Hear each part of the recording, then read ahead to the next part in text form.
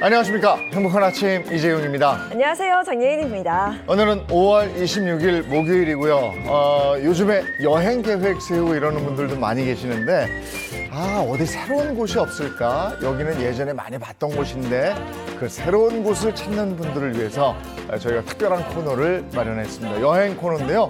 오늘도 새로운 곳을 여러분께 소개해 드릴 테니까 기대해 주시기 바랍니다. 잠시 후에 준비하겠습니다. 네, 그리고 오늘은 요리도 함께하는 날이죠. 남녀노소 모두 좋아하는 배추 된장국부터 입맛 살리는 김치 겉절이까지 만드는 법 준비했으니까요. 잠시 후에 함께해 주시기 바랍니다. 오늘 가장 먼저 날씨 소식부터 전해드릴게요.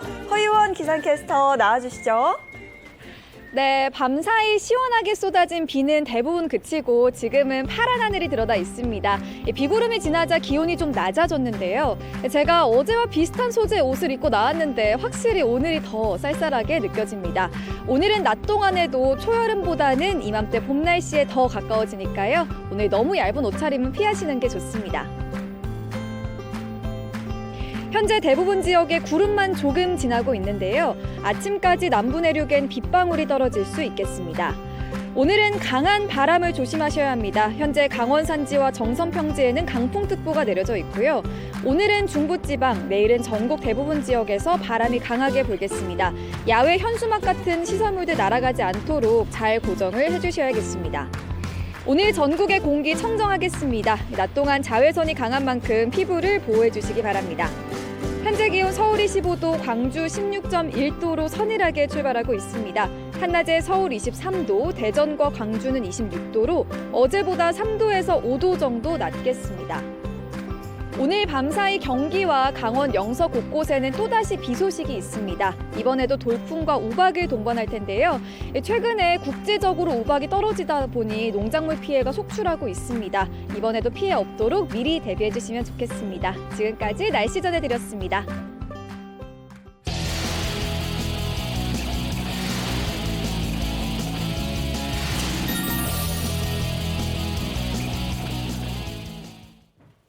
네, 화제 이슈를 발빠르게 전해드리겠습니다. 모닝 브리핑 순서입니다.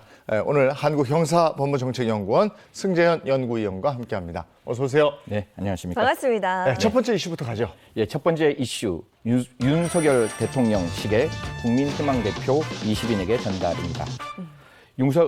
윤석열 대통령은 취임 이후 처음으로 제작한 대통령 기념시계를 국민대표 20명에게 선물했는데요. 윤석열 대통령은 어제 용산 집무실에서 취임식 때 함께 입장했던 국민희망대표 20인과 함께 자리를 마련했습니다. 그 자리에서 취임식 날 한 분 한 분을 뵙지 못했다. 오늘 여러분과 이야기도 듣고 간단하게 도시락도 같이 하려고 한다라고 말하면서 여러분과 같은 분들이 사회에 있기 때문에 사회가 잘 굴러가는 것이다라고 득담을 하셨습니다. 네, 20명 어떤 분들이 포함되어 있는지도 궁금하네요. 네, 우리가 국민 희망 대표라고 이야기하듯이 각각 계층에서 희망 대표들이 있었는데요. 첫 번째 드라마 오징어 게임에서 유명한 깐부 할아버지로 나온 오영수 씨, 네. 그리고 사고로 왼팔을 잃었지만 장애를 극복하고 피트니스 선수로 재기에 성공한 김나윤 씨, 매년 익명으로 1억 원씩 기부해온 박무건 씨, 또 뿐만 아니라 다들 기억하실 겁니다. 코로나에 확진돼 홀로 격리된 할머니와 함께 방호복을 입고 같이 있었던 간호사 송주연 씨, 3년간 모은 용돈 전액을 50만 원 달걀로 기부한 어린이 육지승 군 뿐만 아니라 천안함 생존자 전환수 씨 등이 포함되어 있었습니다. 네. 대통령 시계는 어떻게 생겼습니까? 대통령 시계 다들 아시겠지만 네. 중간에 무궁화가 있고 옆에 봉황이 있는 시계입니다. 그 밑에 윤석열 이름이 이제 자필로 되어 있는 부분인데요. 바깥에는 검정색 트랩으로 되어 있고 그 뒷면이 이제 대통령의 슬로건이 적혀 있는데요. 다시 대한민국, 새로운 국민의 나라라는 문구가 적혀 있습니다. 사실 이러한 시계에 우리나라 대기업이 아니라 중소기업 업체 중에서 선정되었는데요. 그 중소기업 중에서 실적, 매출액, 업계의 경력 등을 포함해서 수개의 업체가 추천이 됐는데 그중에서 시계산업협동조합으로부터 선정해서 제작되었다라고 합니다. 예. 네, 윤 대통령뿐만 아니라 역대 대통령들도 이 시계 제작해 왔었잖아요. 네, 맞습니다. 각 대통령께서 당신들의 기본적인 슬로건을 가지고 시계를 제작했는데요. 문재인 대통령은 뒷면에 보통 우리가 이제 이니시계라고 많이 이야기를 했는데 네. 사람이 먼저다라는 문구가 적혀 있었고 노무현 대통령은 원칙, 신뢰, 새로운 대한민국 노무현이라고 적혀 있었으며 김영삼 대통령은 대도무문이라는 사자성어가 시계 뒷면에 아로 새겨졌습니다. 네. 네. 근데 이번에는 대통령이 시계만 주고 그냥 가세요 한 게 아니고 또 특별한 이벤트가 있었다면서요? 네, 사실 맞습니다. 보통 이제 대통령은 접견실에서 이런 분들을 만납니다. 접견실에 만나고 난 다음에 사실상 집무실을 들여다보는 것은 굉장히 어려운 일인데요. 대통령께서 적석 집들이를 하면서 여기가 접견실인데 바로 옆에 나의 집무실이 있다라고 해서 집무실까지 네. 이 국민희망 네. 대표를 데리고 갔다라고 합니다. 사실 취재진들에게도 첫 번째로 개방되는 집무실이었는데요. 대통령께서는 이런 말씀하셨답니다. 저기 있는 소파가 조 바이든 대통령과 내가 앉아있던 자리다라고 이야기하면서 이 자리가 어떤 자리인지 그 국민희망 대표에게 이야기했을 뿐만 아니라 사실 굉장히 깜짝 놀랄만한 에피소드가 하나 있었는데요. 대통령 집무실 책상 뒤에 반려견과 함께 찍은 사진이 있었다라고 합니다. 거기 온 국민희망 대표가 물었습니다. 여기 반려견과 같이 온 적이 있느냐? 이렇게 물으니 대통령께서 이렇게 말씀하셨다고 합니다. 강아지 나중에 데리고 오고 싶다. 하지만 우리 강아지가 여기서 혹시 실례를 할까 봐 걱정이 된다라는 말씀을 하면서 주위분들과 같이 함께 웃었다라고 합니다. 네, 대통령이 국민과 함께하는 모습은 언제 봐도 기분이 좋습니다. 네. 자, 두 번째 이슈 가겠습니다. 네, 두 번째 이슈 대통령실 북한 핵실험 임박으로 하겠습니다. 사실 대통령실에서는 어제 북한에서 7차 핵실험 준비와 관련된 이야기에 대한 브리핑을 했는데요. 풍계리 핵실험장과 다른 장소에서 핵실험을 준비하고 있다는데 여기서 우리가 주목해야 될 점은 기존에 있던 핵실험이 아니라 핵기폭장치 작동시험을 하고 있다라고 합니다. 핵무기는 핵 분열성 물질 기폭장치 운반체계로 구성되는데요. 지금 우리가 주목하는 것은 기폭장치는 이러한 어떤 핵물질을 집합 응고전, 굉장히 이렇게 압축해서 그걸 폭파함으로써 핵분열이 일어나게 만드는 건데 이러한 기폭 실험은 지난 몇 주 동안 몇 차례에 걸쳐서 계속 지속되고 있었다라고 밝혔습니다. 네, 북한의 핵실험이 발견된 가운데 어제 오전이었죠. 또 세 발의 탄도미사일 발사했잖아요. 네, 맞습니다. 사실 북한이 왜 이러는지 저도 참 알 수가 없는 일인데요. 어제는 기존에 있던 탄도미사일과 다르게 ICBM이라고 이야기죠. 대륙간 탄도미사일 한 발과 그다음에 단거리 탄도미사일 두 발을 발사를 했는데요. 사실 대륙간 탄도미사일은 다른 나라, 특히 미국을 겨냥했다라고 볼 수 있고 나머지 단거리 탄도미사일은 대한민국을 겨냥했다라고 볼 수 있습니다. 사실 올해 들어 17번째 도발인데 북한이 이러한 도발을 하는 것이 우리나라 국내 정치에 개입하려는 것이 아닌가라는 의심의 눈초리를 지울 수가 없습니다.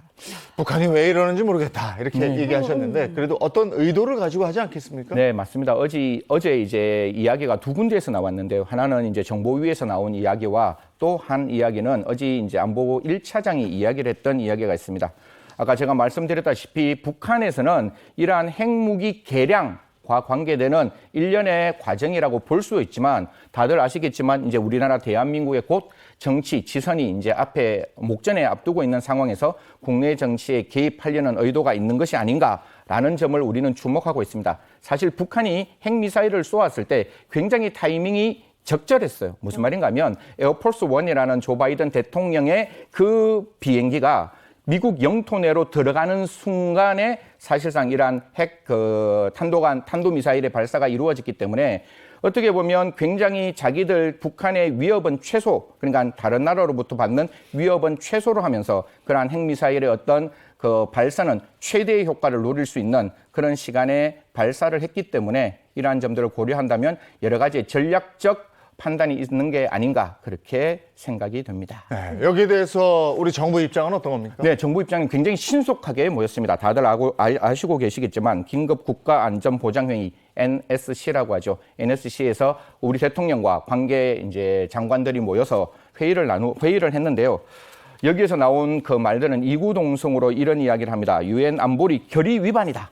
뿐만 아니라 한반도와 동북아의 긴장을 고조시킬 뿐만 아니라 국제 평화를 위협하는 중대한 도발이라고 규정하면서 앞으로 한미 간의 적극적인 공조를 통해서 이러한 북한의 핵미사일 실험을 억제하겠다라고 밝혔습니다. 네, 이 사안에 대해서 한 언론이 시민 인터뷰를 했는데요. 그 인터뷰에서 이런 얘기를 합니다.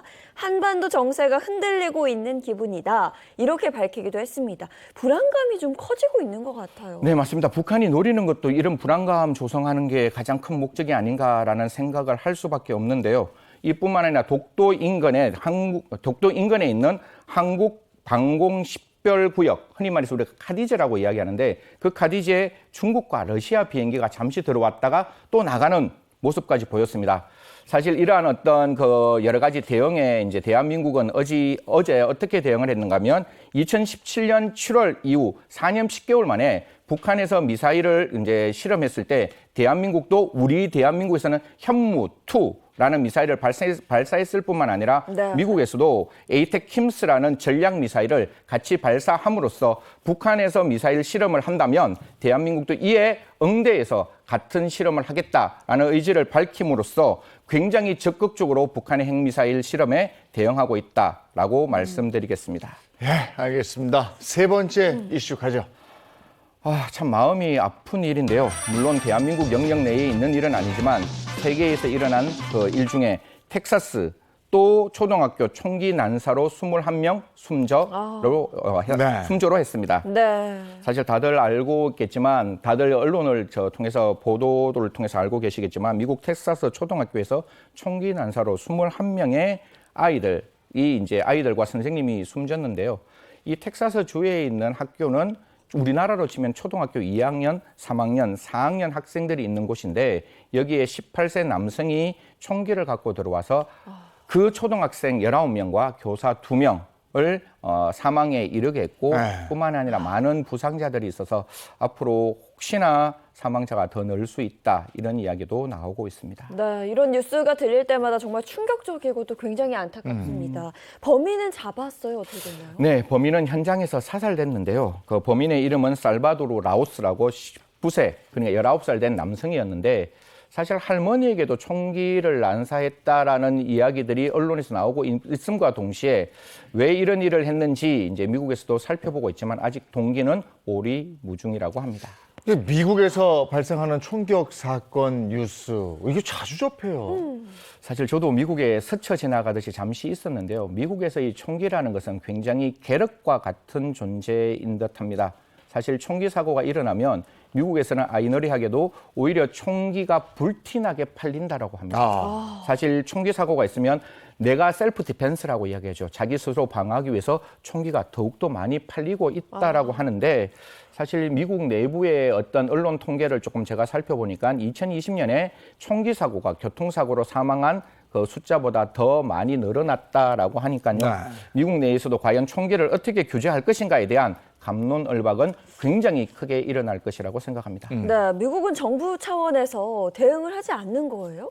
사실 미국 정부 차원에서 이제 시청자분들께서 다 알고 계시겠지만 민주당과 공화당이 있는데 민주당에서는 총기를 억제하자, 총기를 규제하자는 입장이지만 공화당 측에서는 아니다. 이 공화당 측에서는 총기는 우리 생명을 보호하는 하나의 자구행위다라는 입장이 상반되고 있습니다. 하지만 지금의 조 바이든 대통령 이렇게 말했습니다. 다른 나라에도 정신적인 문제는 있고 논쟁거리도 있지만 이런 종류의 대규모 총격 사건은 전 세계 어디에서도 일어나지 않는다.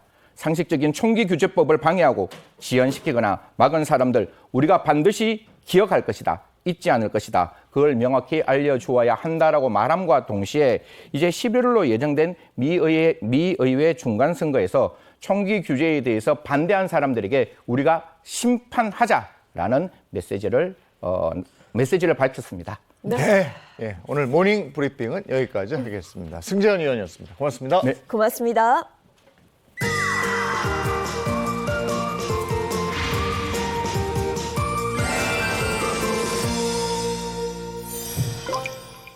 네, 이번에는 멈춰야 산다 안전선서 시간입니다. 저희가 매주 장소를 바꿔가면서 모범 안전 운전자를 찾고 있는데 네. 글쎄요.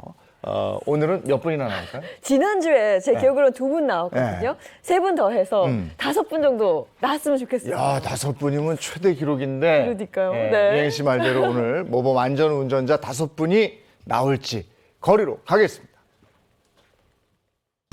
교통사고 보행 사상자의 10명 중 1명은 우회전 교통사고로 발생한다. 사각지대 발생으로 더욱 위험한 우회전 구간. 따라서 보행자 안전을 위한 운전자의 배려가 더욱 필요하다.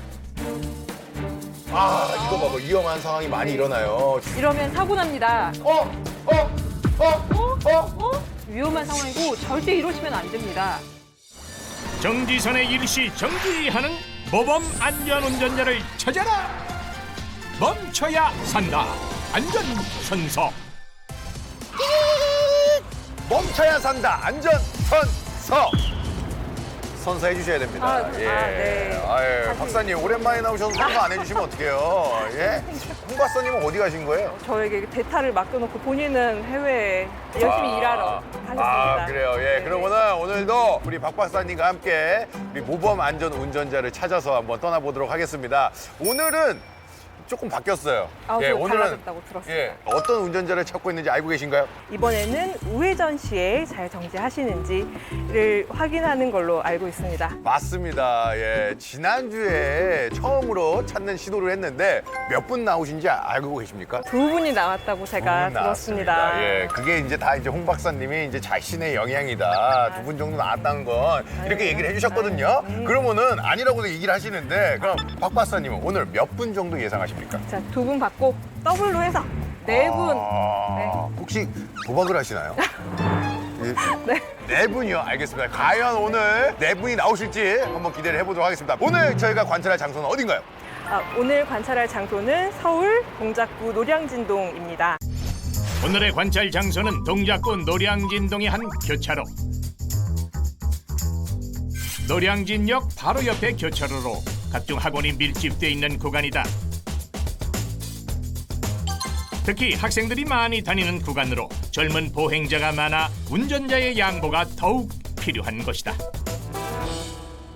오늘 관찰할 장소는 큰 대로에서 우회전하는 차량을 관찰할 예정입니다.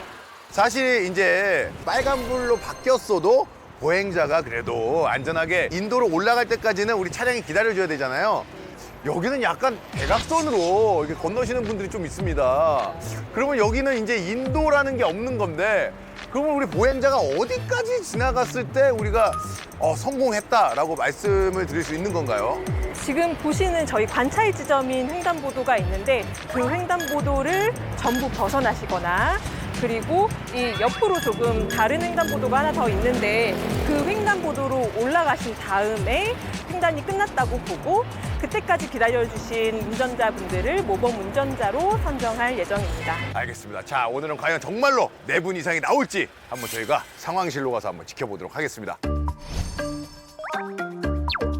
노량진역 앞에 큰 대로에서 우회전의 골목으로 들어오는 차량만 관찰한다. 모범 안전운전자로 선정되려면 전방 차량 신호가 빨간불일 때 일시 정지한 후 우회전하거나 초록불일 땐 서행으로 우회전한 뒤 횡단보도 위에 보행자가 없을 때까지 완벽하게 정지해서 기다린 뒤에 서행으로 지나가야 한다. 과연 오늘은 몇 명의 모범 안전운전자를 만날 수 있을지. 자, 저희가 지금 상황실로 들어왔습니다. 예, 오늘 또 모범 안전 운전자가 나오면은 저희가 선물을 드리고 있죠. 예, 여기 이렇게 선물을 많이 준비했습니다. 지난번에 또 어떤 분이 오셔가지고 진짜 본인이 어떤 선물을 받고 싶어요라고 물어봤는데 백화점 상품권이요 이렇게 얘기한 거예요. 근데 진짜로 백화점 상품권을 뽑고 가셨어요. 자, 오늘은 과연 몇 분이 받아가실지 지켜보시죠. 지금이 약간 오전 시간이죠? 맞습니다. 오전 시간인데도 불구하고 많은 학생들이 보입니다. 예. 보행자가 정말 많습니다. 예, 보행자가 진짜 많은 곳이라고 볼 수 있는 거죠. 정말 많은 분들이 나오셔야 되는데요. 예. 근데 오늘 기분이 좋아요. 분명히 많이 나오실 겁니다. 자, 지금 택시 한 대가 들어오고 있거든요. 멈춥니다. 네, 일시정지 잘 지켜주셨어요. 택시가 완전히 지키고 있는데 야 잠깐만 나왔는데 보행자가 또 끝에 잠깐만요. 아 근데 이렇게 늦게 출발하시는 해야 분도 돼요. 있어가지고 네, 이게 그리고 문제예요. 늦게 출발. 대각선에서도 자 오시고. 저분만 기다리면 돼요. 수많은 운전자들이 실패했던 뒤늦게 등장한 보행자의 안전 지키기. 이번에 과연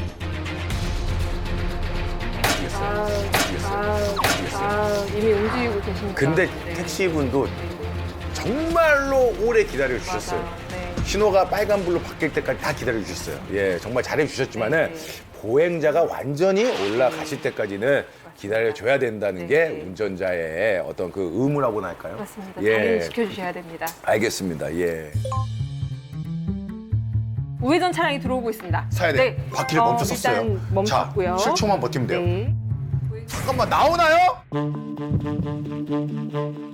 횡단보도 앞에 완벽하게 일시 정지한 뒤 보행자의 횡단을 기다리는 운전자. 그런데 그때 늦게 뛰었어요. 늦게 한 명 뛰었어. 늦게 뛰었어요. 늦게 한 명 뛰었어. 늦게 한 명 뛰었어. 근데 안 움직였어요. 보행 신호가 빨간불로 바뀌어도 마지막 보행자의 안전을 위해 완벽히 정차한 뒤 움직이지 않는 차. 이분 잡아주셔야 나와요. 돼요. 나왔어요. 이분 잡아주셔야 돼요. 나왔어요. 네, 네, 네. 2초 남은 신호를 뛰어가는 네. 분까지 다 기다려 주셨어요. 갑자기 등장한 보행자의 안전을 끝까지 지켜준 모범 안전운전자를 지금 만나러 갑니다. 예, 안녕하세요. 예. 최단기간에 우리 이렇게 모범 안전 운전자가 나타나셨습니다. 와. 노량진동에서 만난 박양순 모범 안전운전자. 어떤 신호를 잘 지켰는지 알고 계신가요? 네네. 어떤 신호를 지켰죠? 노량진 여기서 우회전 하는데 횡단보도 신호가 다 끝날 때까지 기다렸습니다. 맞아요. 아니 횡단보도 신호가 다 끝날 때까지 기다린 것뿐만 아니라 뒤늦게 뛰어가는 학생도 있었어요. 네. 근데 그 학생이 그 안전하게 우리 인도로 올라갈 때까지 네. 기다려 주셨거든요. 그것도 알고 계셨어요? 알고 하신 거예요? 아니 그렇게 해야죠 당연히. 와. 어머니가 뭘 필요하실지는 모르겠지만은 차량에 필요한 것도 있고 백화점 상품권도 있고 여러 가지가 있거든요. 예, 알겠습니다. 예. 모범 안전운전자가 받게 될 선물은 차량용 축하드립니다. 공기청정기! 차량 안에 공기청정기 있어요? 없어요. 예, 아우. 너무 축하드립니다. 예, 우리 어머님이 차량용 공기청정기가 다행히 차에 없는데 네. 딱 없는 걸 뽑으셨어요. 와. 앞으로도 잘 지키도록 하겠습니다. 알겠습니다. 앞으로도 보행자의 안전을 지켜주시길 바랍니다. 지금 오늘 최단 시간에 지금 모범 안전 운전자가 나타나셨거든요. 근데 저희 한 4분 나오면 조기 퇴근하는 거 아니에요? 그러면 만약에 진짜 4분이 나온다면은 최단 시간도 나오고 최대 인원이 나오는 거거든요. 퇴근시켜드리도록 하겠습니다. 감사합니다. 먼저 퇴근하시고 저는 네. 남아서 혼자 보도록 하겠습니다. 저는 모범 진행자니까 저 혼자 하고 모범적이지 않는 진행자는 퇴근하도록 하겠습니다. 예. 이제 또 신호가 바뀌어서 어우 사람들 많이 늘어났어요. 예. 갈수록 보행자가 엄청 많으세요. 맞아요. 예. 자 오토바이 사야죠. 오토바이도 사야 서야죠. 됩니다. 일시정지 해야죠. 자 오토바이가 일시정지하기는 좀 켰어요. 했네요. 네, 완전히 오토바이가 켰어요. 일시정지를 잘 안 하는데 했어요. 잠깐만요. 위협적인 운전을 일삼았던 다른 이륜차와는 달리 완벽하게 일시 정지. 안전선서 최초로 이륜차 모범 안전운전자가 탄생할지. 자, 늦었어요. 늦었어요. 빨리 갔어요. 조금만, 예, 두 조금만 발자국. 더 기다리셔도 됩니다. 단 1초의 차이로 아쉽지만 실패. 근데 사실 저기 오토바이는 시야가 이렇게까지 이렇게 넓지가 않아요. 이렇게. 헬멧을 가려서 조금 안 보이셨을 수 있을 것 같아요. 그러면 저것도 안 되고 이렇게 두리번 한번 해야 됩니까? 맞습니다. 이렇게 한번 좌우를 살펴주셔야 됩니다. 네. 여기는 안 보이기 때문에 건너 이게 두 발자국을 못 보신 거거든요. 예. 사각지대가 물론 있을 수 있습니다. 한 조사에 의하면 대형차의 사각지대는 8.3m, 승용차는 4.2m로 대형차가 사각지대가 2배 가까이 길고 넓습니다. 그렇기 때문에 좌우를 좀 살펴보시고 난 다음에 출발하시는 등 주의를 기울여 주시면 좋을 것 같습니다. 높은 차량이든 낮은 차량이든 사각지대가 있으면은 찾아서 조금 살펴볼 필요가 있다. 네, 좌우를 네. 살피고 난 다음에 출발하시는 게 좋습니다. 네, 그럴 필요가 있습니다. 예. 잠깐만요. 말씀드리는 순간 노량진동의 두 번째 모범 안전운전자 등장. 아주 그냥 고차는, 네, 아주 고차는. 네, 그냥 가시네요. 방금 차는 좀 위험했죠. 방금 차는 네, 브레이크 없이 네, 속도를 줄이지도 않고 맞습니다. 그냥 네. 우회전을 해버렸어요. 지금 예. 횡단보도에 청지 신호가 들어와 있는데 뒤에 출발하시는 횡단 보행자분들이 있을 수 있거든요. 네, 근데 그냥 예. 가셨네요. 약간 아쉽습니다. 예. 아니 이제 점심도 먹고 배도 부르고 여유가 있을 만한데 잘 안 되네요. 왜 이렇게 급할까요? 저렇게 급하면 어제 오지. 아유. 그러니까 어제 오지. 자, 저 오토바이는 뭔가요? 오토바이 진짜 야, 너무, 비교되는데요? 너무 잘못된. 이거 봐봐. 위험한 상황이 많이 일어나요. 위협적인 모습에 초반에 좋았던 기운은 사라지고 점점 불안해지는 두 사람. 사실 이제 시간이 얼마 안 남았는데 저희가 4분까지는 좀 못 채우더라도 한 분 정도는 좀 더 나왔으면 하는 바람이 있습니다. 네, 홍 박사님한테 지고 싶지는 않아요. 그래요, 꼭 예. 한 분 더 나와주셔야 됩니다. 무조건 네, 최소한 한 무조건, 분은 더 나와야 무조건, 되죠. 예, 무조건. 최소한 한 분은 네. 더 나와야 돼요. 마지막 신호 한 번만 보도록 하겠습니다. 자, 신호 바뀌었어요. 자, 시작했습니다. 자, 좋습니다. 잘 들어오고 있어요. 자, 천천히. 차량도 있고 다행으로. 보행자도 있고 이제 성공만 하면 되죠. 자, 일시정지 잘 했어요. 해주셨습니다. 마지막 신호에 등장한 우회전 차량. 과연 보행자만 지나갑니다. 오, 오, 지켜져요! 지켜져요! 지켰어. 마지막! 지켰어. 버저비터 네, 나왔어요! 지켰어요.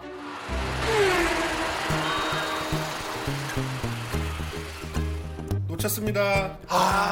마지막 분이 나왔는데 지나가셨대요. 근데 2명 나온 거예요! 2명 나온 거죠. 2명 나왔어요. 왜 가는 겁니까? 네. 여러분들, 저희가 모범 안전운전자로 이제 선물을 드립니다. 이걸 좀 보시는 분들은 누군가 앞에서 쓰라고 하면은 잠깐만 서주시면 저희가 선물 드리니까 꼭 서주세요. 너무 안타까워요. 저는 서주길 너무나 바랬거든요.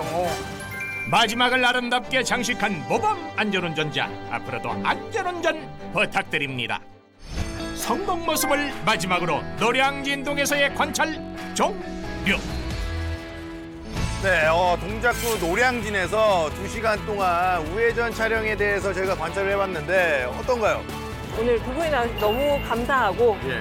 네, 너무 오늘 좋은 날인 것 같습니다. 맞아요. 예. 오늘 우리 박 박사님과 함께해서 2분이나 나오지 않았나 이런 생각을 하면서 오늘 마무리하도록 하겠습니다. 예. 멈춰야 산다. 안전 선서.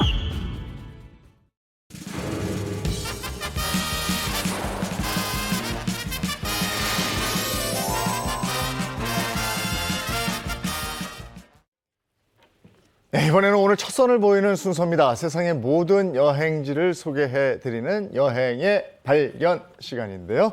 태원준 여행 작가와 함께합니다. 어서 오세요. 네, 안녕하세요. 반갑습니다. 네, 네 안녕하세요. 방송인 로빈 씨도 어서 오세요. 안녕하세요. 네, 예. 반갑습니다. 인사 한마디 부탁드릴게요. 네, 안녕하세요. 반갑습니다. 여행작가 태원준입니다. 앞으로 행복한 아침을 통해서 근사한 풍경 전할 예정이니까요. 많은 기대 부탁드리겠습니다. 네, 정말 기대됩니다. 로빈 씨도 뭐 한 말씀 하실래요? 네, 뭐, 안녕하세요. 처음 아니죠? 처음이 아니라서. 매주 보니까 또. 예. 네, 저희가 매주 앞으로 다양한 여행지를 소개해 드릴 텐데요. 태원준 여행 작가와 함께합니다. 이미 많은 분들이 어떤 분인지 알고 계시겠지만 네. 혹시 모르시는 분들을 위해서 제가 소개를 좀 해드릴게요. 일단 국내는 물론이고요. 해외 여행지 안 가본 곳이 없는 분이고요. 현재까지 99개국 700여 도시를 여행했습니다. 부럽다. 여행기를 쓴 책으로 매번 베스트셀러에 오르기도 한 스타 여행 작가인데요. 특히 환갑의 어머니와 무려 600일간 세계 여행을 다니 화제가 되기도 했습니다. 그런데 궁금한 게 어떻게 어머니랑 단둘이 여행 갈 생각을 하셨어요? 네, 이렇게 결과만 듣고 보시면 좀 이렇게 즐겁게 들리시겠지만 사실 네. 좀 슬픈 사연이 있습니다. 그래요? 오. 약 10여 년 전에 저희 집에 좀 사랑했던 분들이 떠나시면서 어머니가 많이 좀 힘들어하신 상황이었거든요. 그래서 제가 어머니의 마음을 좀 보듬어드릴 생각으로 여행을 좀 준비를 하게 되었고 어머니와 함께 이제 여정을 시작하게 되었는데 어머니께서 평생 동안 일만 하셨거든요. 이제 오랫동안 여행을 하시다 보니까 매일 다른 풍경 보시고 또 이렇게 즐거운 추억을 만드시다 보니 어느 순간 그런 말씀을 하시더라고요. 원준아, 엄마는 정말 살면서 내일이 기대되는 게 처음이야. 이렇게 말씀하시는데 이 말이 너무 찡하더라고요. 네. 정말 많이 이제 고생을 하셨기 때문에 그런 말씀이 저에겐 큰 감동이어가지고요. 네. 아, 이 여행을 멈춰서는 안 되겠다. 어머니의 의지가 있고 체력이 있다면은 계속 이어가야겠다는 생각을 하다 보니 결국 제가 모았던 돈을 다 쓰고 누나의 도움을 받아서까지 여행을 이어가다 보니 결론적으로 어머니와 300일간 네. 유라시아 대륙을 이제 횡단을 하게 되었고요. 예, 그 이후로도 어머니와 틈틈이 여행을 하면서 도합 600일간 약 80개국을 함께 어머니와 세계 일주를 하게 되었습니다. 네. 두 분 다 너무 좋으셨겠네요. 사진 나오는데 너무 부럽지 않아요? 태원준 작가의 인생을 바꾼 그런 여행이 됐을 것 같습니다. 로빈 씨도 여행 좋아하죠? 저는 많이 좋아하는데 예. 저 나름 약간 제 지인 중에서는 이렇게 저는 여행을 많이 했다고 얘기를 하지만 네. 이렇게 앞에서 계시니까 또 이렇게 그런 얘기를 못 하겠네요. 기억에 남는 여행지 있어요, 로빈 저는 씨? 조지아라는 나라는 많이 좋아했어요. 조지아. 그 동유럽의 러시아 쪽에 있는 그 나라인데 되게 좀 많이 좋아했어요. 아마 태훈 작가는 가보시지 예, 않았을까 그쪽에 싶은데. 이제 코카서스 산맥 쪽에 위치하고 있는데 거기도 굉장히 근사한 풍경 가지고 있고 와인으로 유명해가지고 네, 맞아요. 애주가분들이 많이 가시는 곳이죠.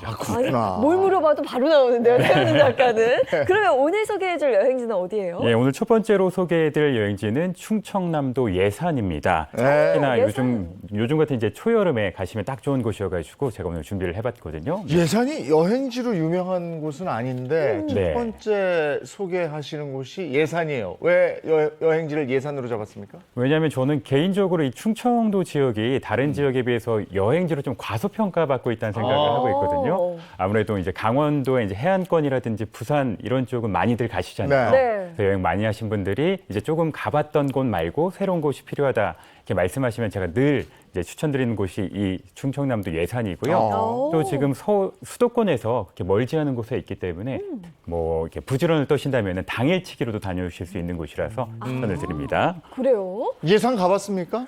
저는 이름으로 많이 들었지만 솔직히 여행으로는 아직 못 가봤어요. 약간 좀 아무래도 좀 서울이랑 조금 거리가 있으니까 또 네. 혹시 대중교통으로 뭐 쉽게 이동할 수 있을까요? 네, 그렇게 뭐 생각보다 멀지는 않고요. 예산역이 있습니다. 장항선이 이제 기차로 이동을 하실 수가 있어가지고 용산역 기준으로 무궁화호라든지 새마을호를 이제 타시면은 1시간 40분에서 50분 정도면 이제 도착을 하실 수가 있거든요. 네. 그래서 언제든지 가볍게 떠나실 수 있는 여행지라고 저는 생각을 합니다. 네, 서울보다 생각보다 가깝지만 많이 알려지지 않은 여행지라서 네. 더 좀 기대가 되는데요. 그럼 태원준 작가가 준비한 예산에서 꼭 가야 할 곳 베스트 3 첫 번째 여행지부터 한번 알아볼까요? 네, 첫 번째 여행지는 바로 여기입니다. 어딘지 한번 맞춰보실까요? 네. 응? 어머, 새들이 예. 이거 뭐, 황새? 황새예요, 저? 네, 뭐예요? 정답이 이미 나온 것 같은데요. 봐도 잘 모르겠어요. 예, 첫 번째로 가보셔야 될 곳은 바로 예산 황새공원입니다. 황새공원이 있구나. 네. 오, 황새공원. 그렇군요. 황새가 또 천연기념물이잖아요. 황새공원이 예산에 어디 있는 거죠? 예산 거의 뭐 중심부에 위치를 하고 있고요. 예산 10경 중에 하나로 꼽히기도 합니다. 네. 이 황새공원 같은 경우는 최근에 이제 환경 좀 오염으로 훼손이 되다 보니까 이 천연기념물이었던 황새가 이제 사라졌거든요. 네. 그래서 이 황새의 복원을 위해서 조성된 공원이고요. 혹시 세 분은 지구상에서 황새가 몇 마리 정도 남아 있는지 당연히 모르시겠죠, 아마? 모르는데. 그렇죠. 네, 몇 마리 많지 않을 남아 것 있지 같아요. 않고요. 지금 이제 통계에 의하면 약 2,500마리 정도밖에 남아 있지 않다고 합니다. 그 정도로 좀 희귀한 새이다 보니까 환경부 멸종위기종 1급이면서요. 천연기념물 199호로 지정이 되어 있습니다. 원래 우리나라 이제 텃새였어요. 네. 텃새도 예전에 쉽게 볼 수 있었는데 1994년을 기준으로 종적을 감추게 되었고요. 그다음에 이제 간혹 가다가 겨울에 이제 러시아에 좀 이제 살던 황새들이 이제 쉬어가기 위해서 우리나라에 이제 이렇게 오는 경우는 있긴 네. 하지만 굉장히 보기 힘든 황새이다 보니까 예산 쪽에서 이 황새 복원 사업을 좀 지원을 하게 되고요. 황새 번식을 돕기도 하고 또 사람과 함께 살아갈 수 있는 생태계 회복을 위해서 많이 노력을 하고 있는 것이죠. 네. 그렇게 좀 귀한 그 새인데 이렇게 쉽게 그러면 거기 황새공원에 가면은 구경할 수 있어요? 네, 황새공원은 이제 규모가 굉장히 큰 편인데 커다란 방사장이 있습니다. 거기 가시면은 직접 이 황새를 보실 수가 있고요. 황새가 논에서 노는 모습도 볼 수 있고 새끼를 번식할 수 있는 모습도 볼 수 있는 국내 유일한 장소라고 보시면 됩니다. 이러다 보니까 한국관광공사에서 2년에 한 번씩 한국 관광 100선을 이제 발표를 하거든요. 이제 최근에 이제 선정이 되기도 했고요. 지금 화면에 보시는 것처럼 거의 코앞에서 이렇게 황새들이 왔다 갔다 하시는 모습, 왔다 갔다 계속 제가 황새를 높이네요. 황새를 왔다 갔다 하는 모습을 볼 수가 있습니다. 그래서 2015년에 이곳에서 이제 서식을 하던 생태 함께 이제 하던 황새들을 이제 자연의 품으로 돌려보냈고요. 그렇게 계속해서 매년마다 자연 방사를 하고 있기 때문에 여러분들이 가신다면은 이 황새들과 함께 정말 멋진 시간을 보낼 수 있을 거라고 저는 생각을 합니다. 다리 쪽에 다 표식을 네. 채워놨구나. 네. 그래서 관리해야 관리하는 되니까. 거죠. 네, 위쪽이 또 뚫려 있기 때문에 자유롭게 날아가기도 하고 그래요? 굉장히 좀 자유로운 환경을 가지고 있습니다. 네. 천연 기념일이고 귀하니까 좀 높여야지요. 네. 황새. 근데 언뜻 보면 좀 두루미랑 비슷하지 않아요? 직접 보면 차이가 좀 있나요? 예, 약간 몸집이 작기도 하고요. 일단 사진 한번 보시면은 바로 네. 눈치를 채실 수 있을 것 같은데요. 네. 일단 두루미 같은 경우는 색깔이 다르네. 예, 머리. 그러니까 사람을 치면은 정수리 부분이 좀 네. 빨갛습니다. 네. 네, 황새는 자세히 보시면은 눈 주변하고요. 턱 밑이 조금 빨간 편이에요. 네. 이렇게 사진을 보시니까 확연히 차이가 좀 나죠. 네. 우리가 좀 실제로 다른 점이 황새를 있습니다. 볼 수 있는 기회가 그렇게 많지 않은데 그 어른들도 어른들이지만 아이들이 가서 보고 관찰하기에 너무 좋겠네요. 네, 맞습니다. 직접 황새를 보시고 난 뒤에는 이쪽에 황새 문화관이 있습니다. 곳에 가시면은 굉장히 많은 전시물들이 있는데요. 알 부화 체험이라든지 황새 먹이 알아보기, 그다음에 황새와 닮은 새 알아보기, 이토록 많은 또 체험을 하실 수가 있기 때문에 어른들은 물론 아이들에게도 딱 맞는 여행지라고 할 수 있겠네요. 네. 아이들 엄청 좋아하겠어요. 동물들은 엄청 좋아하거든요. 네. 그래서 황새를 말고 다른 새나 뭐 다른 동물도 구경할 수 있어요? 근데 주변이 이제 뭐 거의 자연 친화적인 공간이다 보니까 많은 새들이 날아옵니다. 그래서 황새뿐만이 아니라 야생 새들도 보실 수가 있고요. 또 작은 동물 농장이 있습니다. 미니 동물 농장이 있어가지고 나귀도 볼 수가 있고요. 그다음에 염소라든지 토끼라든지 왈라비까지 또 희귀한 동물까지 보실 수 있기 때문에 아이들에게는 거의 천국이라고 보시면 되고요.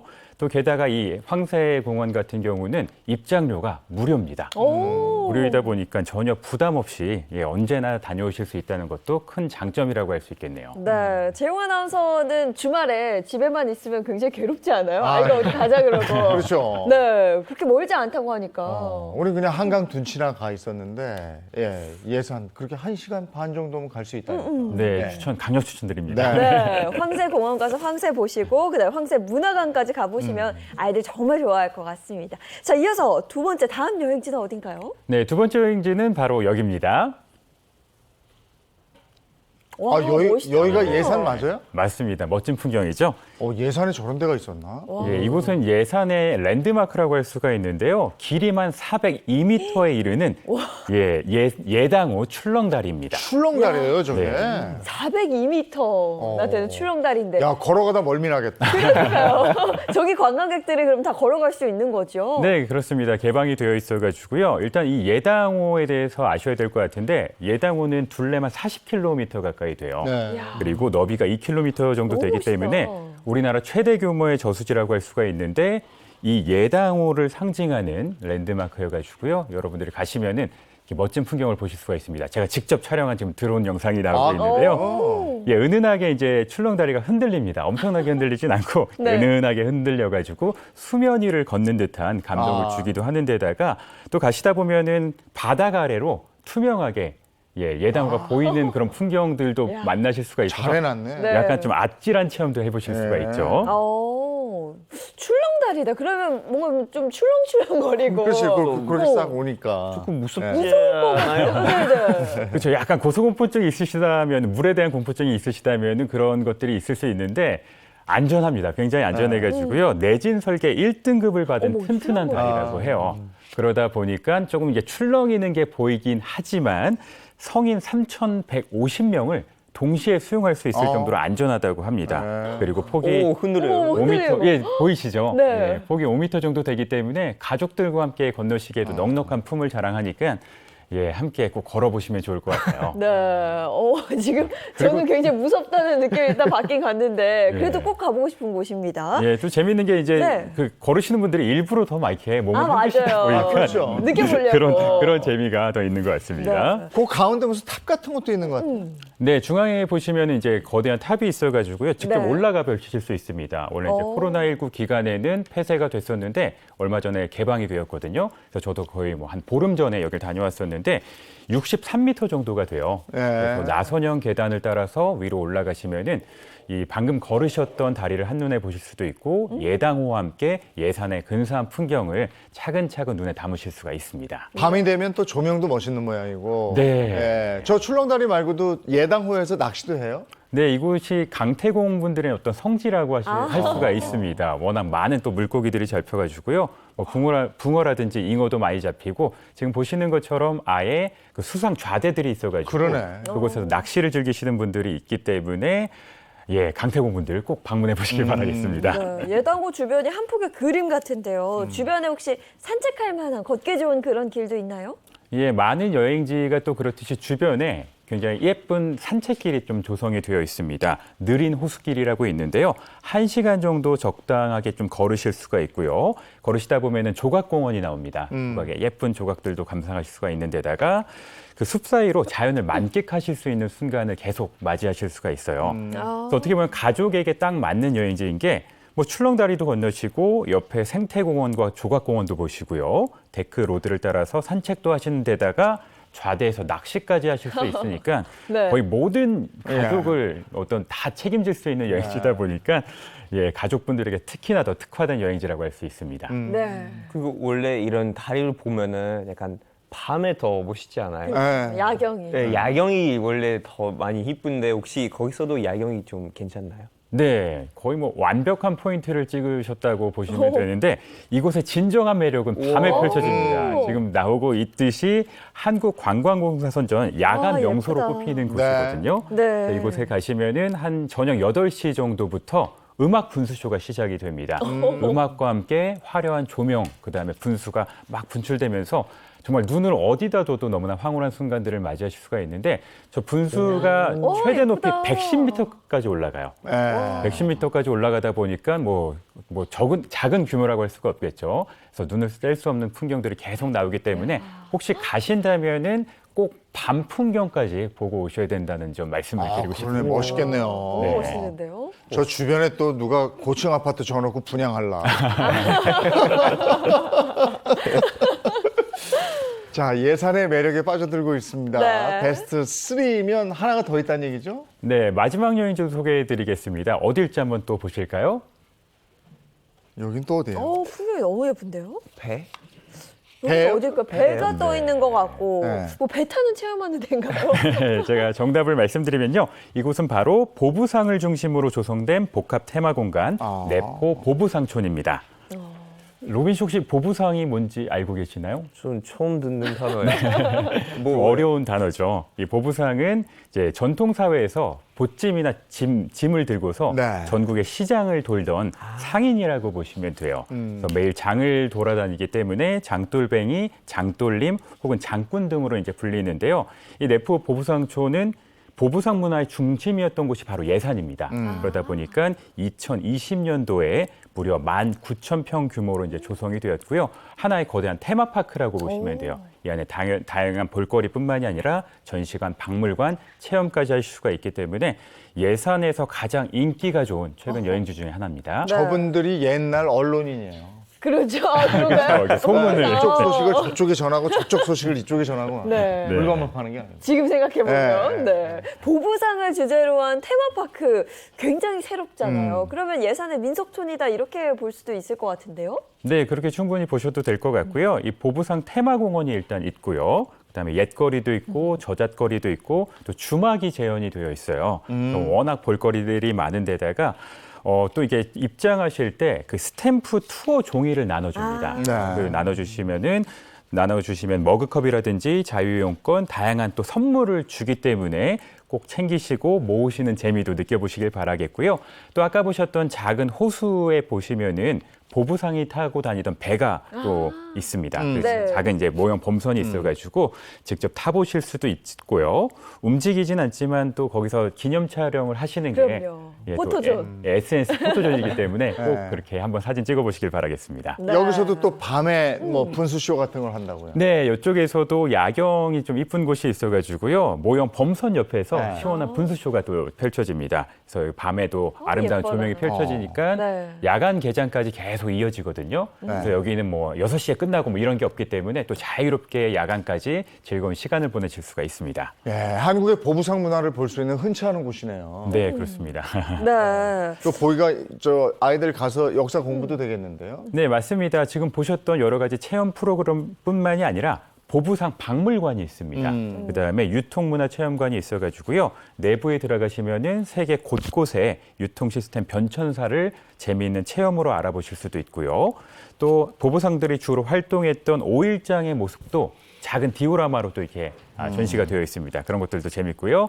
또 여러 가지 그 지게라든지 예전 그 보부상이 가지고 다녔던 여러 가지 물품들이 전시되어 있기 때문에 여러분들이 직접 착용하신 뒤에 역시 사진을 찍으실 수가 있어서 박물관이지만 전혀 지루하지 않고 재미있는 네. 그런 또 체험을 하실 수가 있습니다. 네. 그리고 한국 전통놀이 중에 그 재밌는 거 많잖아요. 많죠. 네, 오. 맞죠. 정말 혹시 많죠. 거기 가면은 이렇게 체험해 볼 수 있는 것도 있어요? 네, 참 많은데요. 그 중에 하이라이트가 바로 제기차기인데 혹시 제기차기 잘 하세요? 너무 못해요.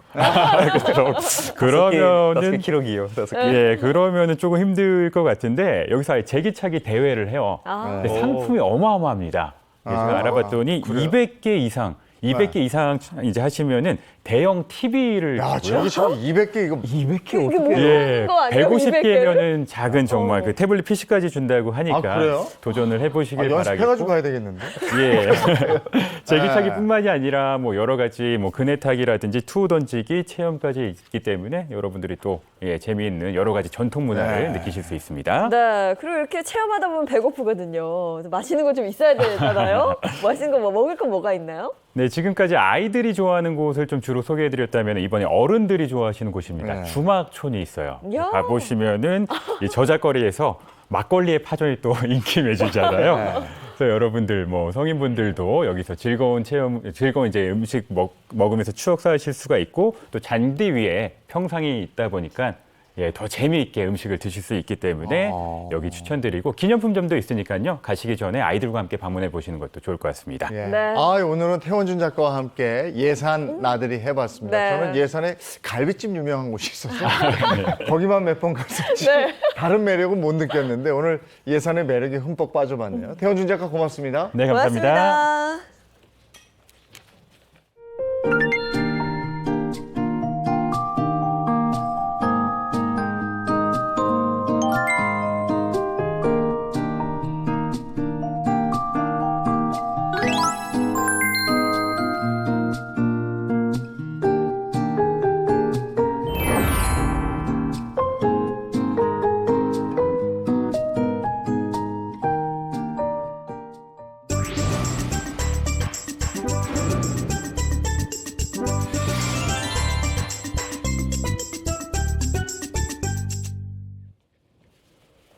네, 이번에는 이보은의 4개 식탁 시간입니다. 4개 식탁. 오늘은 네. 뭐 해주실 거예요? 앞선 예산에서 여행 다녀오셨잖아요. 네. 예산에서 볼거리, 즐길거리 보셨다 그러면 이번에는 먹거리. 네. 정말 집밥에서 아주 맛있게 먹을 수 있는 거 준비하는데요. 우리 로비는 예산의 특산물이 뭔지 아세요? 사과 아닐까요? 맞아. 사과. 오, 예산 예산 사과 사과. 유명해요. 오, 사과 안에, 맞아요. 근데 사과뿐만 아니라 예산에서는요, 봄배추, 쪽파, 돼지고기도 특산물로 알려져 있거든요. 네. 특히나 제가 오늘은요, 이 봄배추와 사과와 쪽파를 가지고 아주 맛있는 메뉴를 만들 건데요. 5월의 제철입니다. 봄배추로 만든 조갯살, 봄배추 된장국을 먼저 만들어 보도록 하겠습니다. 네. 입맛 없을 때 뜨끈한 네. 그 배추국에 네, 밥만 네, 안 먹으면 그만한 거 없거든요. 그렇죠. 근데 봄 배추는 가을 네. 배추랑 뭐가 다른 거예요? 봄배추는요, 보통 이제 4월에서 6월까지가 출하가 되는데요. 이 봄배추는 가을 배추보다, 겨울 배추보다 훨씬 더 단맛이 많을 뿐만 아니라 수분이 좀 많습니다. 네. 특히나 이 봄배추 같은 경우에는 베타카로틴, 비타민 C가 굉장히 풍부하기 때문에 항산화 작용을 하거든요. 그래서 노화 방지뿐만 아니라 암 예방까지도 한다고 그러니까 봄배추 지금 잡수셔야 되겠죠. 아, 네. 기대됩니다. 네. 조갯살, 봄배추, 된장국 시작해 봅니다. 네, 자 시작해 보도록 하겠습니다. 어떻게 만드는 일단 거예요? 봄배추를 먼저 준비를 하시는데요. 봄배추는 이렇게 지금 되어 있거든요. 이렇게.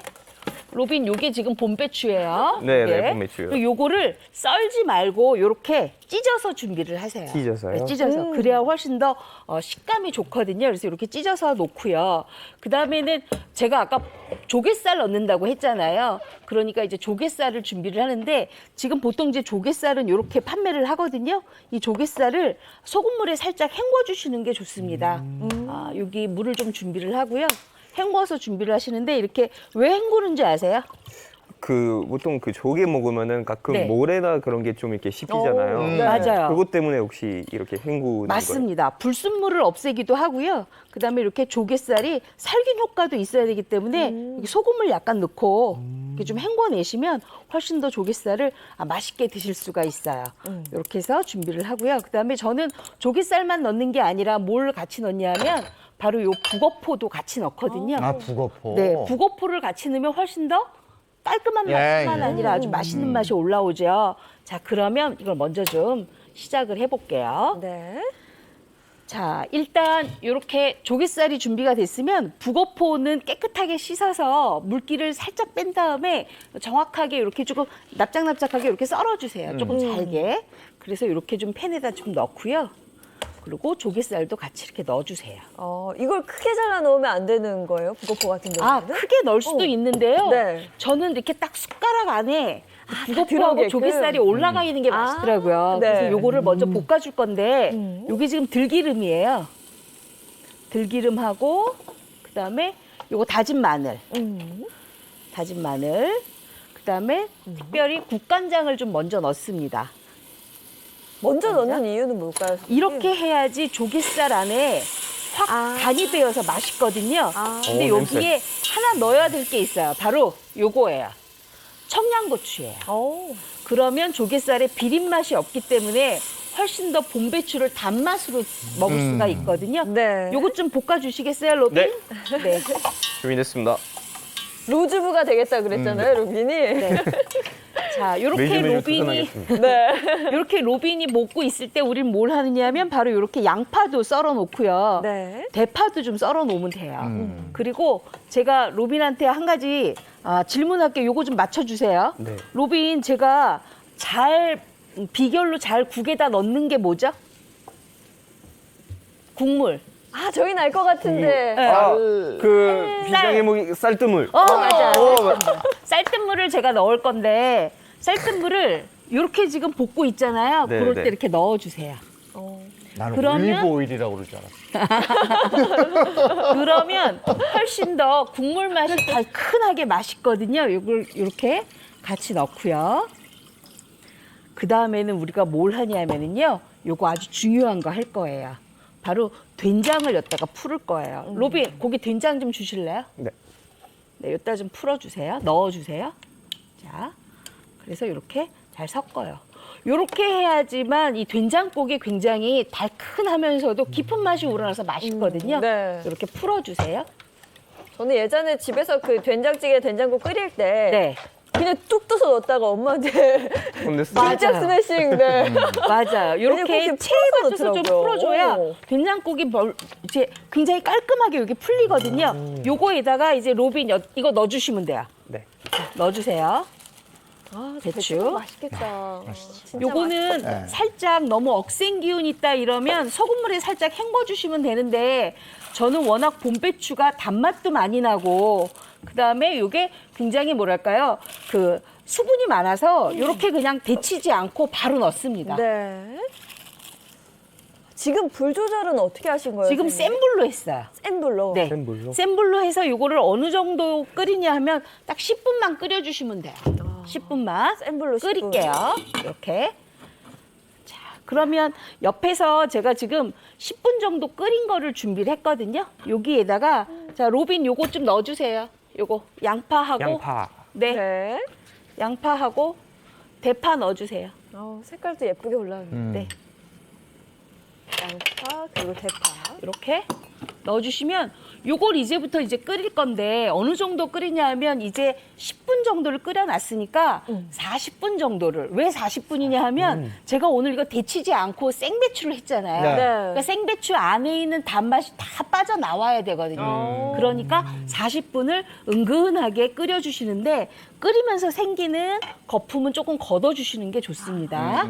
이렇게 해서 조금 끓일게요. 네. 저도 가끔 그거 네. 그 찌개를 끓일 때 네. 그런 거품을 생기잖아요. 맞아요. 네, 네. 그거 왜 제거를 해야 되는 거예요? 아, 이렇게 된장을 끓였을 때 생기는 거품은요, 살짝 그러니까 뭐랄까요, 그 떫은 맛 난다 그러나요? 약간 떫은 맛이 나기도 하고, 그 다음에 우리가 된장을 끓이려면 불순물이 살짝 올라오기도 하거든요. 그러니까 살짝 걷어주시면 훨씬 더 깔끔하게 드실 수가 있습니다.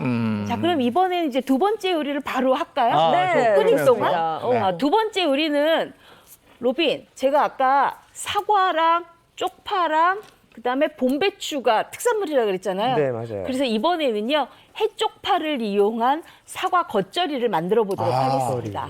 야, 맛있겠다. 네. 쪽파 겉절이는 들어봤는데 거기 사과가 붙는 거 저는 처음이거든요. 더 새콤달콤하겠지. 오, 더 그래서 맛있을 것 같아요. 일단 쪽파를 준비를 하는데 쪽파가 이렇게 아주 탐스럽게 준비가 돼 있잖아요. 네. 근데 이렇게 파머리 부분이 굉장히 땅땅해요. 이런 걸 구입하셔야 이게 맛있거든요. 땅땅. 근데 요게 그냥 넣으면 너무 두껍잖아요. 그래갖고 4등분해서 좀 잘라주시는데 잘라서 요렇게 좀 준비하시면 좋아요. 자, 근데 이 쪽파는 그냥 요렇게만 준비하시는 게 아니라 제가 같이 준비한 오이고추가 있어요. 오이고추. 오이고추 맛있죠. 그쵸, 오이고추 맵지도 맛있죠. 않고. 맞아요. 요거를 아삭아삭하고. 비법이 하나 있어요. 소금물에 살짝 한번 헹궈주세요. 왜 헹구는 거예요, 이거는? 소금물에. 저번에도 네. 그 소금물로 헹구하고 이번에도 그러면 이 둘 다는 헹구는 이유는 뭐예요? 아, 왜냐하면은요, 우리가 해쪽파가 지금 살짝 아린 맛이 있을 수 있거든요.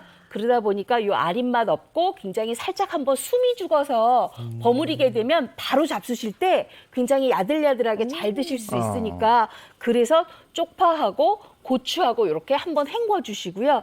그다음에 제가 오늘 여기에 들어가는 것 중에 하나가 바로 요거예요. 요거 사과. 사과. 아까 예산 사과 요거 굉장히 맛있다고 했잖아요. 맞아요. 그래서 사과는 이렇게 4등분만 하고 난 다음에 요거를 그냥 그대로 이렇게 썰어 주세요.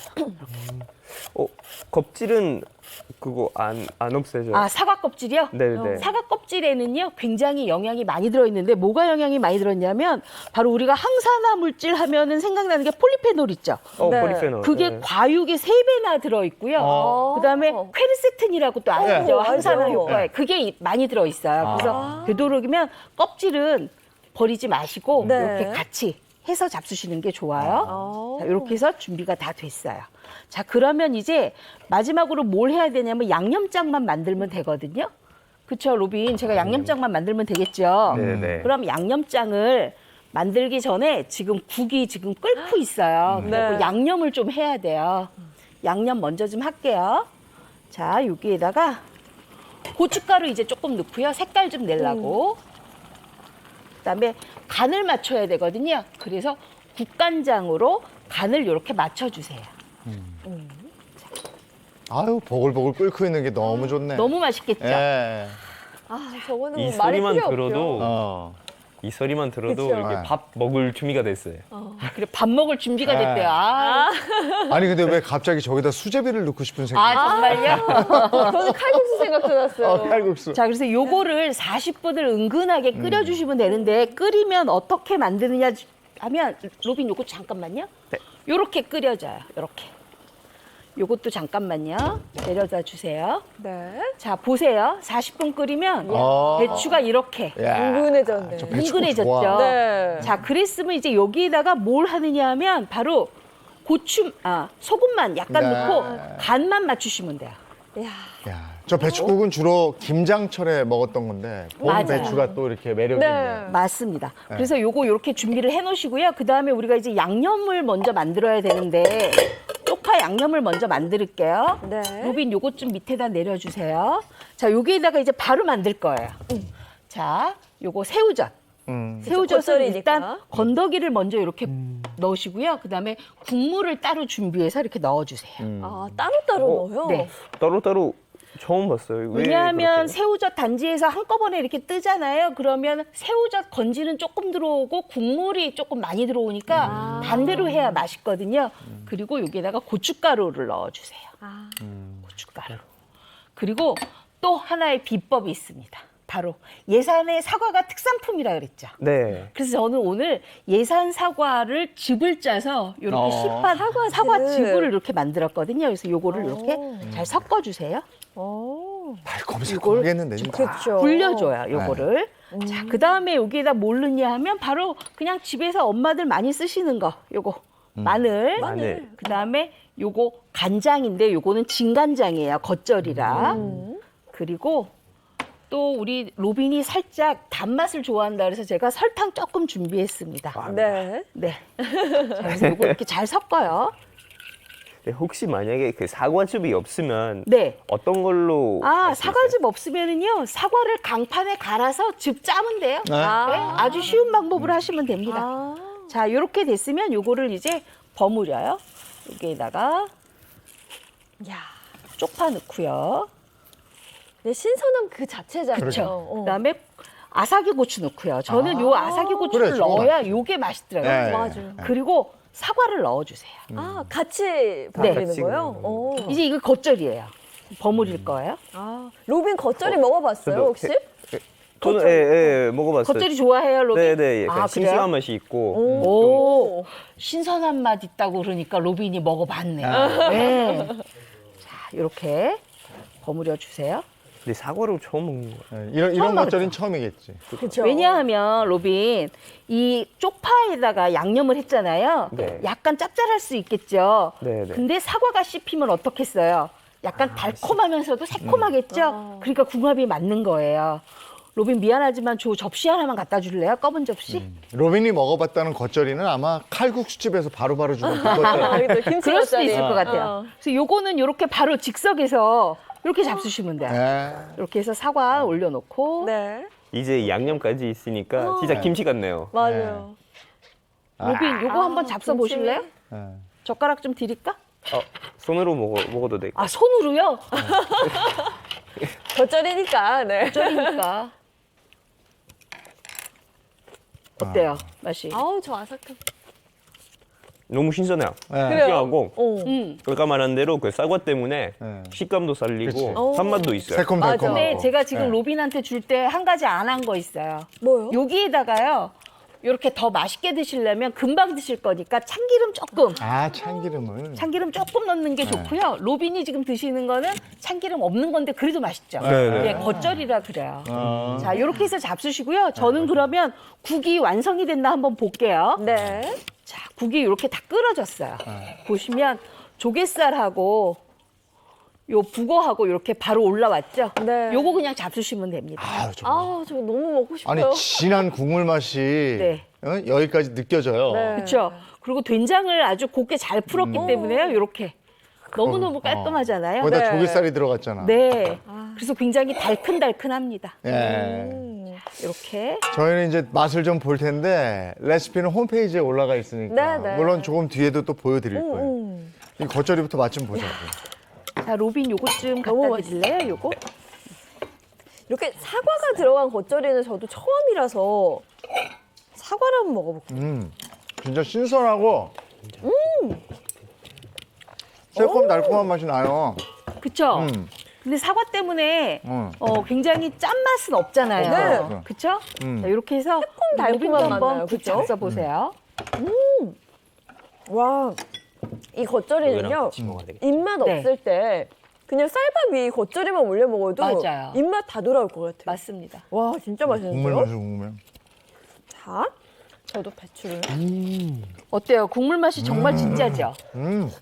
엄청 와, 진한 맛이 있어요. 진한 맛이 있어요. 네. 네. 배추는 또 이렇게 엄청 부드럽고 제가 조개살이 진짜 들어가서 반을.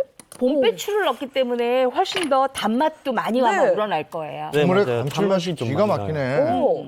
아니, 밥 말아 먹어야지. 배추국에 설탕 넣거나 그러지 않았는데. 전혀 안 넣었죠. 와, 지금 북어포하고 조갯살로만 네. 맛을 내고 국물을 낸 거예요. 야. 진짜 깊은 단맛이 나고요. 조갯살 씹히는 식감도 일품이에요. 아, 오늘 로빈 어때요? 목요일이고 금요일에 술 드실 분들은 토요일에 이거 준비해 놓으시면 저는 조개를 많이 좋아하는데 네.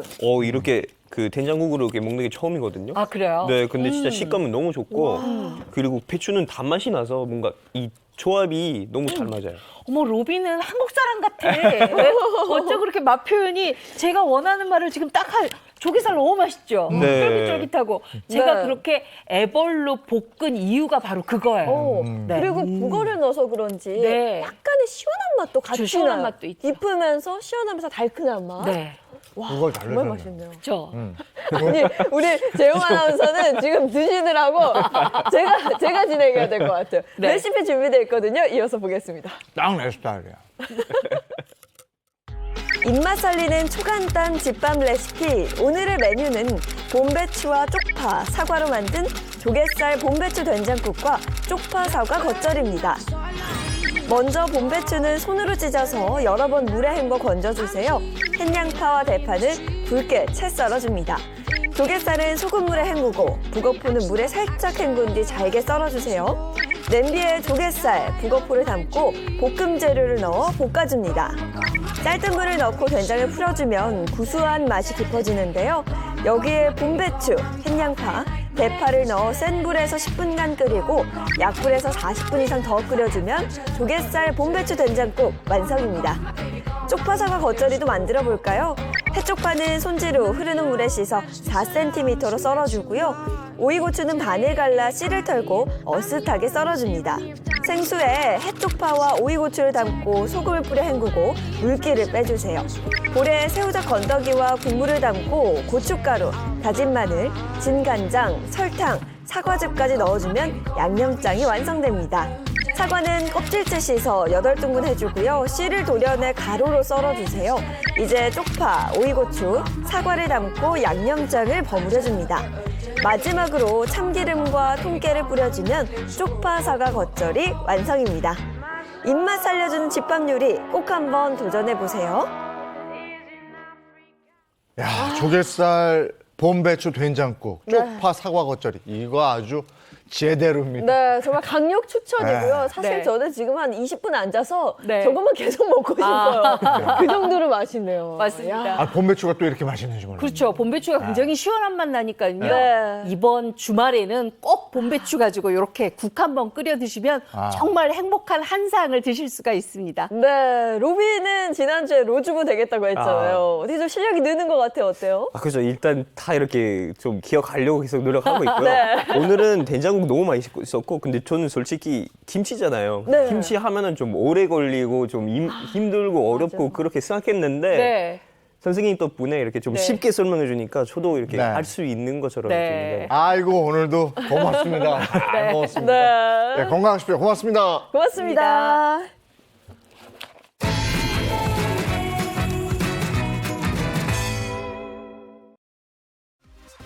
한국 모노크롬의 대가, 즉 단색주의의 대표 작가라 불리는 김태호 작가의 개인전이 서울 마포 리서울 갤러리에서 열리고 있다는 소식입니다.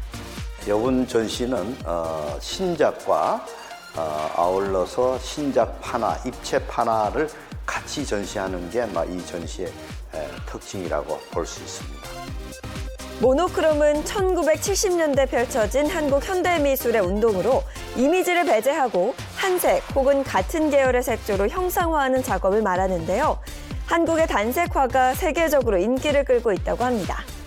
우리나라 지금 단색화가 이제 세계적으로 상당히 각광을 받고 있는 이유는 우리나라 박석호 선생님, 정상화 선생님, 하정현 선생님 이런 분들이 자기만의 어떤 독특한 기법을 개발해서 서양에서 볼 수 없는 또 다른 어떤 하나의 한국인만이 할 수 있는 그러한 정신성이 이렇게 포함되어 있기 때문에 그 사람들이 한국 현대미술을 이제 상당히 좋아하게 된 그런 계기가 아닌가 그렇게 저는 생각합니다.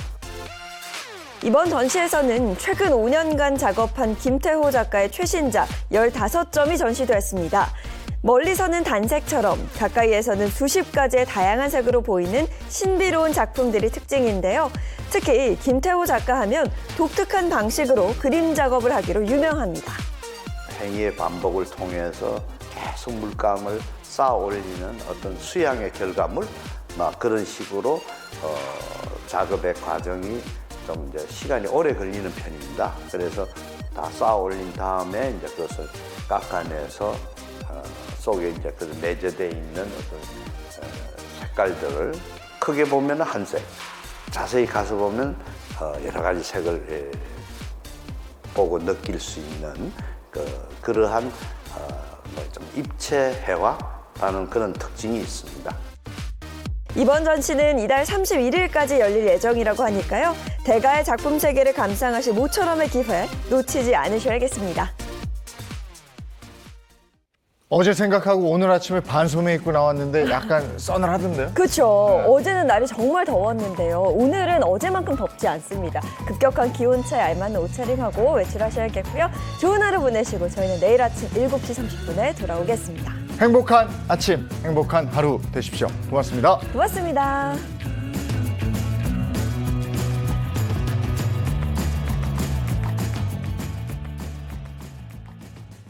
채널 A